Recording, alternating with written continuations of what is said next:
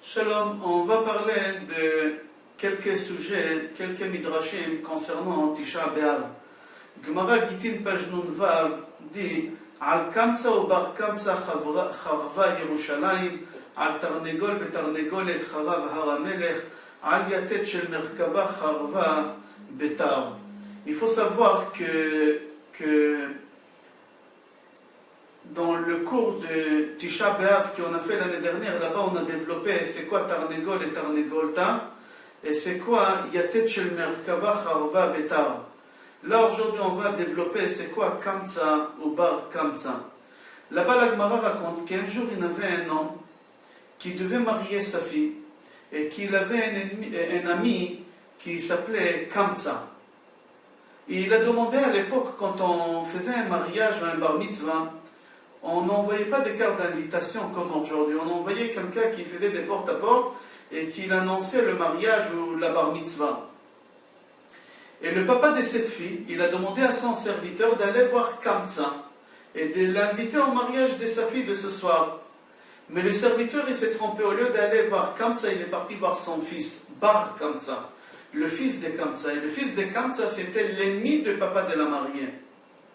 Bar Kamsa, le fils, il a cru que le papa de la mariée, il veut faire la paix avec lui, il l'invite. Alors il est arrivé au mariage avec une enveloppe, et il s'assoit. Il s'assoit devant, pas à la table d'honneur, devant la table d'honneur, juste à côté. Et en plein milieu de la fête, le papa de la mariée, il le voit. Il va le voir, il lui dit, mais qu'est-ce que tu fais là? Qui t'a invité? Et il dit, mais ton serviteur, il m'a invité. Il a dit, mon serviteur, il s'est trompé entre toi et ton père. Alors s'il te plaît, sors dehors. Il a dit, écoute, ne me fais pas la honte devant tout le monde, laisse-moi. J'ai payé ma place. Il a dit, non, tu sors dehors. J'ai payé un quart, j'ai payé la moitié, j'ai payé tout. Il n'a rien voulu, il a fait honte, il a sorti devant tout le monde. Bar Kamsa, il était très en colère sur les rabbinim. Pourquoi? Parce qu'il était assis juste devant la table d'honneur. Et dans la table d'honneur, il y avait tous les grands rabbinim. Mais aucun rab, il a bougé. Aucun rab, il lui a fait la remarque. Arrête, tu lui fais honte. Personne n'a bougé. Il était en colère. Qu'est-ce qu'il a fait? Il a dit, il faudra que je me venge. Il est parti voir César. Il a dit au César, les béné Israël, ils sont en train de faire un complot contre toi. Ils sont en train de faire un coup d'état. Il lui a dit, prouve-moi. Il a dit, je vais te prouver. Les béné Israël, ils font des sacrifices au Beth Amikdash. Korban Tamid, le matin et le soir. Un Kohen, il peut aussi donner un cadeau au Beth Amikdash. Et le Kohen, il doit faire le sacrifice. Donne-moi toi quelque chose comme sacrifice et tu verras qu'ils ne voudront pas de toi. Et il lui a donné une chèvre. Qu'est-ce qu'il a fait? Bar Kamsa, il savait qu'un animal qui doit être sacrifié au Beth Amikdash, il faut qu'il soit tam. C'est-à-dire quoi tam? Sans aucun défaut. Et lui, qu'est-ce qu'il a fait? La Gemara dit qu'il a pris un couteau et qu'il lui a ouvert encore la bouche comme ça. Il n'était pas cachère. Il y en a qui disent qu'il lui a ouvert l'œil comme ça. Il y a une marloquette exactement où il lui a fait la chose. Lui, il savait exactement où faire cette chose-là. Au moment qu'il a ramené ça au Beth Amikdash, il leur a dit, voilà, César, il a dit, les Kohanim, ils étaient embêtés. Ils étaient dans un dilemme. Ils ont dit d'un côté, on ne peut pas refuser. C'est le César, il va nous faire un massacre ici. De l'autre côté, on ne peut pas faire ce sacrifice-là. Qu'est-ce qu'il a fait? Il avait là-bas un rabbin qui s'appelait Rabbi Zecharia Abakilas. Rabbi Zecharia Abakilas, il leur a dit, on s'en fout qu'est-ce que les gens ils vont dire. On n'a pas le droit, on n'a pas le droit. On n'a pas le droit.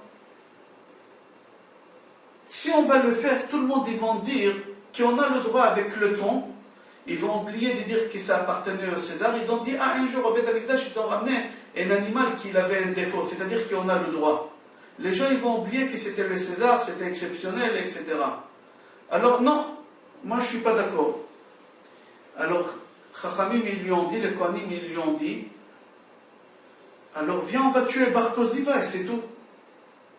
Ou Chayab Mita, ou Moser, Ishlodin Shel Moser, il balance le peuple d'Israël. Alors normalement on doit le tuer, alors viens on le tue, l'affaire elle est liquidée, personne ne va dire au César qu'on n'a pas fait le sacrifice. Rabbi Zecharia il leur a dit non, les gens ils vont croire avec le temps que celui qui ramène un animal qui a un défaut, on doit le tuer. Les gens ils vont oublier de dire que c'était Bar Kamsa toute l'histoire. Ça va être oublié, mais qu'est-ce qui va rester c'est que quelqu'un il a ramené un animal pas caché et on l'a tué. Ils vont faire sortir de contexte avec le temps, c'est un genre de téléphone, je ne veux pas dire le nom arabe, mais en fin de compte, entre parenthèses, je rajoute Amar Rabbi Yochanan, Anvanuto shel Zecharia ben Abkilas, Echriva et Bateinu, Vesarfa et Echalenu, Viglitanu me'artzenu. À cause de sa responsabilité, Rabbi Zecharia ben Abkilas, il fallait qu'il prenne les choses en main. À cause de ça, qu'est-ce qui s'est passé maintenant? Ils sont arrivés en Israël, ils ont détruit Yerushalayim, ils ont détruit le Beth Amikdash, ils nous ont ramenés en exil. Tous ces malheurs-là, pourquoi? Parce que Rabbi Zecharia ben Abkilas, il n'a pas voulu faire ce sacrifice, c'était une erreur. Comme ça, Rabbi Yochanan, il a dit. Je referme la parenthèse, on reprend l'histoire. Ok, ils ont refusé ce sacrifice. César, il a envoyé quelqu'un qui s'appelait Niron, en français Néron, il l'a envoyé pour détruire le Beth Amikdash au Yerushalayim. Au moment qu'il est arrivé en Israël, il voulait être sûr et certain qu'il faut brûler Yerushalayim. Parce que quand même il avait une spiritualité exceptionnelle, c'est Néron. Qu'est-ce qu'il a fait? Il a pris un arc avec une flèche, il a visé vers le nord, et il a lâché, et la flèche est venue vers Yerushalayim. Il a fait vers le sud, la flèche est venue vers Yerushalayim. Il a fait vers l'est, et tout le temps ça tombait vers Yerushalayim. Alors il a dit, c'est un signe, certainement, mais quand même je vais confirmer un peu plus. En marchant dans la rue en Israël, il a vu un enfant juif d'Yerushalayim. Il a dit, les enfants d'Yerushalayim, on dit sur eux, ils sont très intelligents. Il a dit, jeune homme, d'où tu viens? Il a dit, je viens de sortir de la synagogue. Il a dit, tu peux me dire une prière que vous venez de faire à la synagogue? Il lui a dit, oui, le rabbin nous a appris un pasuk de Yecheskel, chapitre Chafei, c'est marqué là-bas, Venatati et nikmati ba'adam beyad ami Israël. Qu'Akadosh Baruch Hu, il donnera la vengeance par un homme sur le peuple d'Israël. Néron, tout de suite, il a dit, ah, c'est un signe que Dieu veut que j'ai détruit le Beth Amikdash, que j'ai détruit Yerushalayim. Mais, je vais faire ça, mais après Dieu il va me punir. Alors je ne veux pas que Dieu il va me punir, je ne veux pas que Dieu il va m'utiliser comme un Kleenex, comme un mouchoir de papier. On l'utilise et après on le jette à la poubelle. Comme ça la Gemara dit, il a dit, V'yekaneach bi et yadav. Il va s'essuyer ses mains avec mes mains après, avec moi après. Je ne veux pas. Qu'est-ce qu'il a fait Néron? Il s'est sauvé. Personne ne l'a suivi, il est parti. Il s'est converti au judaïsme. Et qui est sorti de lui? Rabbi Meir Baal HaNes. Rabbi Meir Baal HaNes, il est sorti de lui. Néron, il s'est sauvé. Et à sa place, il y a un autre César qui est venu. Il s'appelait Aspasianos. Aspasianos, il est venu sur Yerushalayim. Il a encerclé Yerushalayim pendant 3 ans. À Yerushalayim, il y avait 3 riches. Il y a un qui s'appelait Nakdimion Ben Gurion, et Kalba Savoie, et le fils de Tzitzi Takeset. Ces 3 riches-là, eux ensemble, ils avaient assez de nourriture dans leur stock à faire nourrir tout Yerushalayim pendant 21 années. Pendant 21 années, ils avaient assez à faire nourrir Yerushalayim. Alors ils ont dit, c'est pas grave, qu'Aspasianos, il n'a qu'à rester encerclé Yerushalayim autant qu'il veut, nous on a à manger, un jour il en aura marre, il va partir.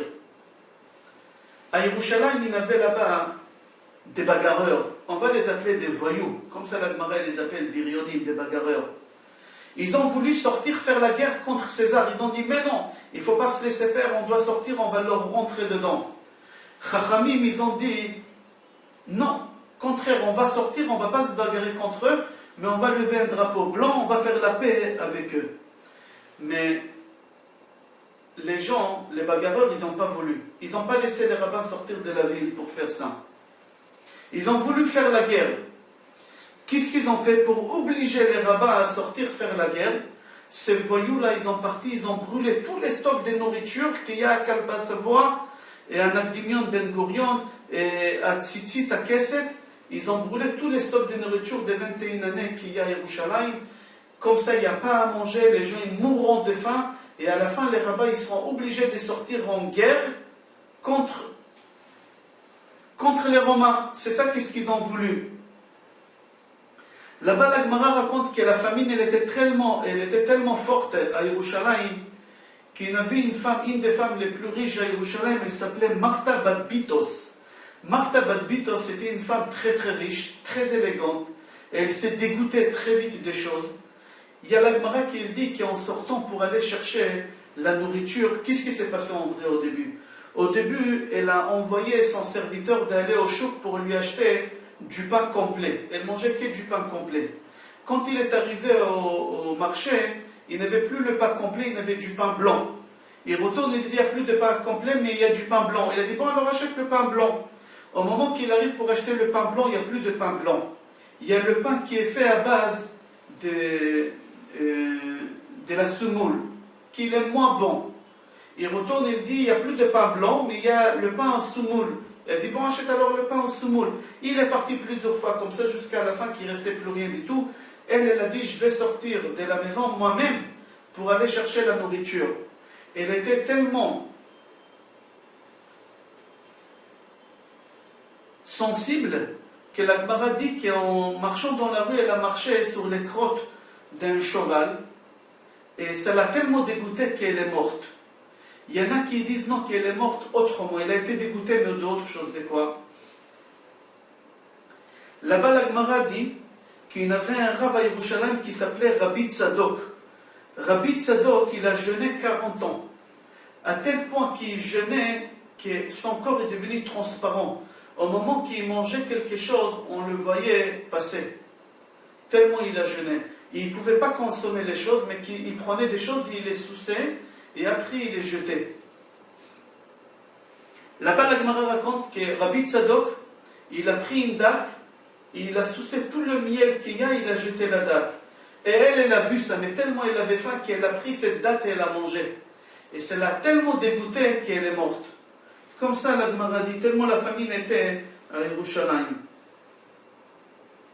Rabbi Yochanan ben Zakkai, la Gemara dit, il est sorti à Yerushalayim, et il a vu que les gens à Yerushalayim, ils faisaient bouillir de l'eau avec de la paille pour pouvoir s'y nourrir. C'est-à-dire la paille, c'est la nourriture des animaux. Il n'y a même pas de vitamines dedans. Mais c'est la seule chose qu'ils avaient. Rabbi Yochanan ben Zakkai, quand il a vu ça, il a dit stop, c'est pas possible. Il faut que je sorte de Yerushalayim pour aller faire la paix avec les Romains. Qu'est-ce qu'il a fait? Il a appelé le chef des voyous.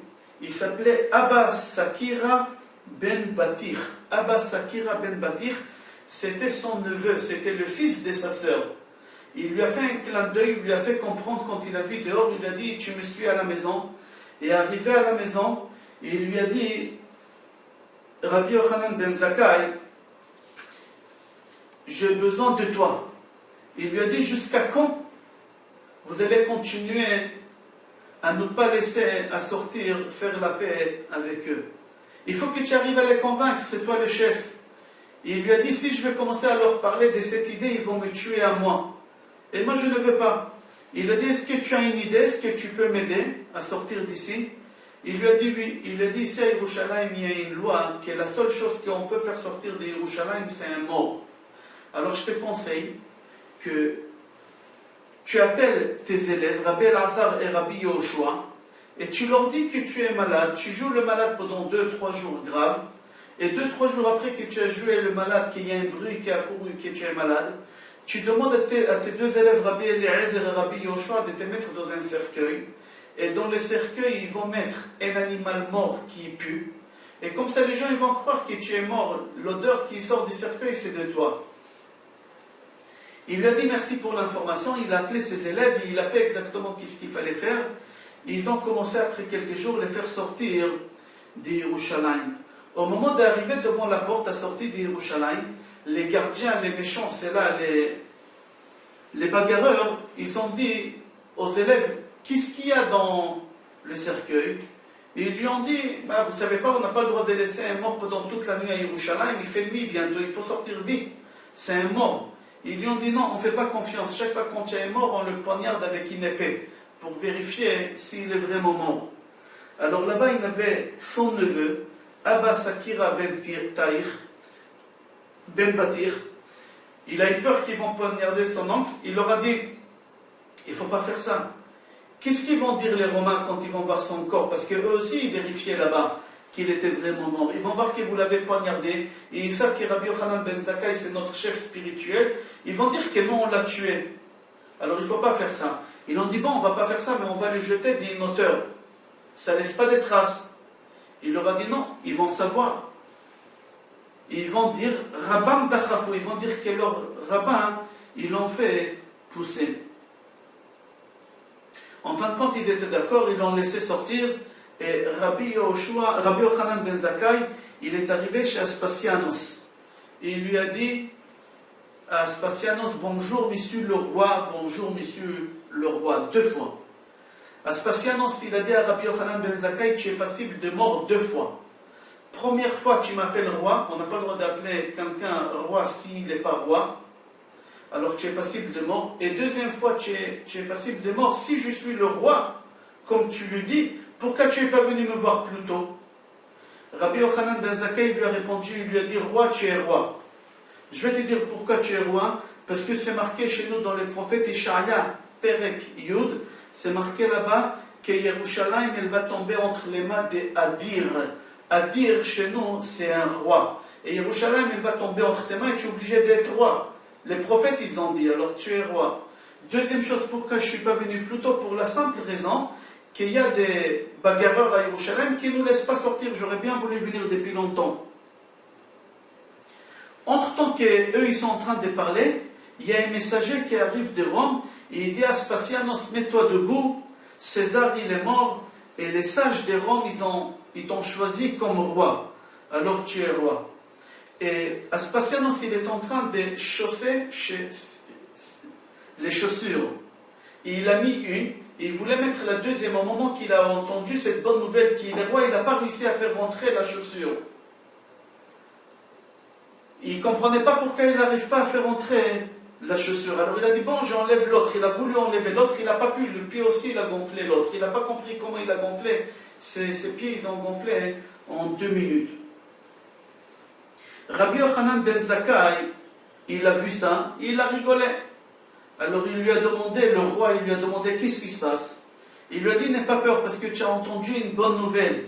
Et quand on entend une bonne nouvelle, alors on dit, ça fait gonfler les os. Besora tova tedashem aitzem. Comme ça, il lui a dit. Il lui a dit, alors qu'est-ce que je fais maintenant? J'ai une chaussure oui, une chaussure non. Non, il lui a dit, Rabbi Yochanan, ramène devant toi quelqu'un que tu n'aimes pas, quelqu'un que tu n'as pas envie de le voir, quelqu'un que tu le détestes. Et ça va t'enlever toutes ces... Ils ont ramené quelqu'un et ça allait bien. Alors le roi, il lui a dit, je suis obligé d'aller à Rome, parce que je suis roi. Mais avant de partir, je vois que tu es quelqu'un de sage et de bon. Dis-moi qu'est-ce que tu veux que je fasse, c'est quoi ta volonté, demande-moi une chose avant que je parte. Rabbi Yochanan, il lui a dit, je veux que tu me donnes Yavne et tous les sages qui habitent à Yavne, la ville Yavne et tous les sages de la ville de Yavne. Et je veux aussi Shelchelet Shel Rabban Gamliel, et je veux la troisième chose, des médecins qui vont guérir Rabbi Tzadok. Je vous ai dit Rabbi Tzadok qu'il a soucié la date, il a jeûné pendant 40 ans, il a jeté la riche et l'a mangé. Je veux Rabbi Tzadok, des médecins qui le guérissent parce qu'il est malade. Pourquoi il a voulu Shelchelet Rabban Gamliel? Parce qu'il a voulu protéger la descendance de Rabban Gamliel. Il a dit, donne-moi quelqu'un de la famille de Rabban Gamliel pour que je puisse le protéger, qu'il y a des descendances à Rabban Gamliel encore. Voici les 3 choses qu'il a demandées. Il y en a qui disent que Rabbi Yosef il a dit, ou que Rabbi Akiva il a dit, que c'est une erreur qu'est-ce qu'il a demandé. Il ne fallait pas demander Yavne, les sages de Yavne, les autres 2 choses. Il fallait qu'il demande de ne pas toucher Yerushalayim, mais Beth Amikdash, peut-être il aurait écouté. Là-bas, la Gemara dit que Rabbi Yochanan ben Zakkai, il était sûr et certain que César, il ne voudra pas l'écouter, il aurait tout perdu. Il a dit, au moins, si je peux protéger Yavne et Chachamea, ça suffit. Et c'est pour ça qu'il a demandé ça.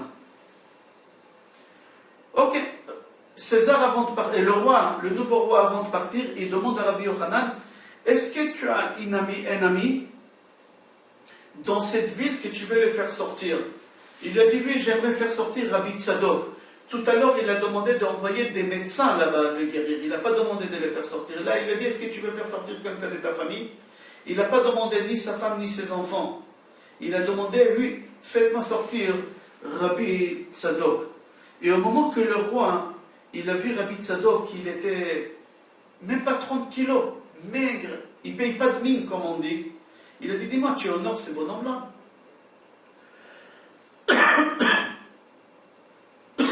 Pardon. Il ne paye pas de mine. Il lui a dit, ne regarde pas comme ça. Ce bonhomme-là, s'il n'avait encore quelqu'un d'autre, s'ils étaient deux, comme lui, à Yerushalayim, même 10 comme toi, ils n'auraient pas pu pénétrer à Yerushalayim. C'est quelqu'un que tu ne peux même pas imaginer qui c'est. Il lui a expliqué parce qu'il jeûnait pendant 40 ans, etc. Tout de suite, le roi, il a ramené des médecins qui l'ont guéri. Rabbi El-Azhar, le fils de Rabbi Tzadok, il a dit à son père, papa, paye au médecin. Paye au médecin, comme ça tu n'es pas redevable au monde futur, tu n'auras pas besoin de leur donner. Et tout de suite, il l'aura payé. Il l'aura récompensé, là-bas, la Gemara raconte. Aspasianos, il est parti à Rome, et il a envoyé à sa place Titus pour détruire Yerushalayim. Lui, il est parti là-bas, il a envoyé à sa place Titus pour détruire Yerushalayim. Il faut savoir qu'Onkelos, vous savez, dans le Chumash, il y a le Chumash et à droite, dans les Chumashim, il y a la traduction en araméen, ça s'appelle Onkelos. Onkelos, c'était le neveu de Titus, c'était le fils de sa sœur de Titus. Onkelos, le fils de Clonimos, il a voulu se convertir, mais il ne savait pas à quelle religion se convertir. Alors qu'est-ce qu'il a fait? Il a su comment faire parler les morts. Il a su comment faire parler les morts. Ça s'appelle La'alot Be'ov. On a vu que Shaoul, il a fait ça à Shmuel dans les prophètes. On ne va pas rentrer dans les détails. Il y a un film sur mon site qui s'appelle La résurrection des morts, ou La vie après la mort, que j'explique là-bas. C'est quoi faire monter un mort de sa tombe et le faire parler. Et il a fait monter son oncle Titus, qui est mort. Et il a dit à Titus, qui est important dans le monde futur? Quelle religion est importante dans le monde futur? Il lui a dit le peuple juif, leur religion. Il lui a dit, qu'est-ce que tu penses si je me convertis à leur religion? Il lui a dit, c'est pas possible, c'est impossible que tu te convertis à leur religion. Pourquoi? Parce qu'ils ont trop de lois. Leur religion, elle est très très difficile. Mais si tu veux devenir quelqu'un d'important, essaye de leur faire du mal, parce que c'est marqué dans leur prophète que quelqu'un qui veut faire du mal au peuple juif, Akadosh Baruch Hu, il lui paye dans ce monde et il le rend important. Alors fais ça. Il n'a pas voulu écouter, il a fait monter Bil'am ben Be'or, il a fait monter sa neshama, et il lui a dit qui est important dans le monde futur. Et il lui a dit le peuple juif, etc. Il lui a dit qu'est-ce que tu penses si je me convertis? Il lui a dit non, ok, il y a une discussion là-bas, on continue. Troisième personne qu'il a fait monter, il a fait monter Jésus. Il a dit à Jésus comme ça, qui est important dans le monde futur? Il lui a dit le peuple d'Israël. Il lui a dit qu'est-ce que tu penses si je me convertis au judaïsme? Il lui a dit Jésus, Tov des roches, Ra'atam altidrosh, toujours fais-leur du bien. Jamais ni leur fait du mal au béné Israël. Pourquoi? Parce que tout celui qui touche à un juif, c'est comme s'il touche à la prunelle de ses yeux. Ça fait mal, ça brûle. Et là, Onkelos s'est converti au judaïsme. Entre parenthèses, il y a un film sur mon site aussi qui s'appelle « Qui est vraiment Jésus ?» Toute la vérité sur Jésus, là-bas, avec Onkelos, etc., je vous conseille de l'écouter. Je vous souhaite, Be'ezrat Hashem, qu'on puisse avoir la construction des troisième Beth Amikdash, qu'on n'aura pas besoin de définir ce jeûne aujourd'hui, et qu'on aura, Be'ezrat Hashem, la venue de Mashiach et la délivrance finale. Bracha ve'atzlacha et kol tov.